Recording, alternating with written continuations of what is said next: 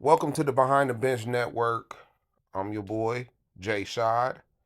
Shout out to the bench crew, Kelvin, JB, and Jermaine. Check their content out because they got good content. Trust and believe. But let's get straight to it. Bronny James, the son of NBA superstar LeBron James, went into cardiac arrest yesterday from reports on the USC campus. This happened on Monday. The story comes out on Tuesday. And before I even get started, man, I hope nothing but the best for the James family. I hope they could get through this. I hope that Bronny has a full recovery and don't nobody want to see anything tragically happen to the James family. Don't matter what your differences is when it comes to LeBron James. But I am going to ask this question because I know you're not going to see it on social media, mainstream media. People's not going to talk about it. And I live in LA. I understand it's very hot. And the question is, did his cardiac arrest have to do with the heat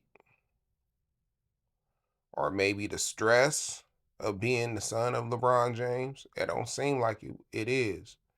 I don't think he's been having a problem being the son of LeBron James and the perks that he gets for being the son of LeBron James. I understand he smokes a little weed. I don't think his cardiac arrest came from smoking weed. My question is, and what a lot of people initial thought when they heard of this story is it connected to HGH? Even though a lot of people been speculating about LeBron James' use of HGH for the last 10 years. You know, he grows this beard. His beard don't look the same as it once did. It's like he's trying to cover up that jawline. LeBron James. And now his beard looks really big and it comes out like he's trying to hide his jawline. Like when he used to cut it and then grow it and then cut it and then grow it, but now he don't even cut it no more. He just grows it.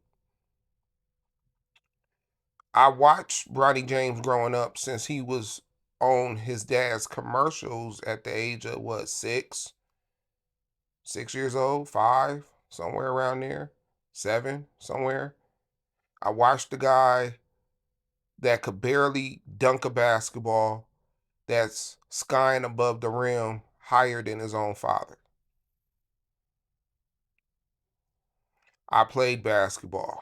I can't say, I'm not going to say that you can't train yourself to jump high if you're constantly working at it, strengthening your legs and your calves. But I just find it funny that the story was not released until this morning.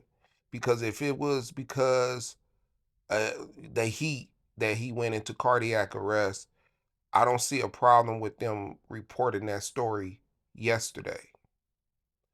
But to report it this morning, it feels like something is trying to be hidden. And did he go into cardiac arrest because of HGH hormones? Now, when the guy that spoke about LeBron using HGH, when that was reported, none of the news outlets spoke about it. Not ESPN, not Fox Sports 1, not TNT, anything to do with basketball. It was not brought up. But I remember a time when even if it was accusations, it was still talked about because I grew up in a time where baseball players was being accused. And the only ones that didn't get talked about is the ones that was not accused. But it still got brought up. It was still news. But now, since LeBron got a hush hush on the media, he controls the media. Certain stories like that don't even get talked about unless you're on social media like a YouTube, a Instagram, a TikTok. That's when you hear those type of stories. But tuning in to ESPN and waiting for somebody to speak about it on Sports Center, nah, that's not happening. And then ESPN wants to know why the ratings is low. It's because it ain't news no more. It's not news. Now, I don't know if they got something to do with that or whoever is, if it's the NBA, if it's advertisements, I don't know. If it's producers of shows that are LeBron fans, who knows? But for them to release the news today about Bronny James, and like I said, man, I hope he gets a full recovery. I hope nothing but the best for the James family. But I just find it very strange for that news to get released this morning. Like they wanted to make sure if something tragic happened, how are they going to spin it? You see what I'm saying? Because if Bronny's using HGH, and we can all say that his father is the one that's using HGH, and he started having his son use HGH. Now, this is a slippery rabbit hole. Like I said, a lot of people ain't gonna keep it 100. We don't have a following like that. I'm not tied to LeBron. We don't have over, you know, 100,000 subscribers.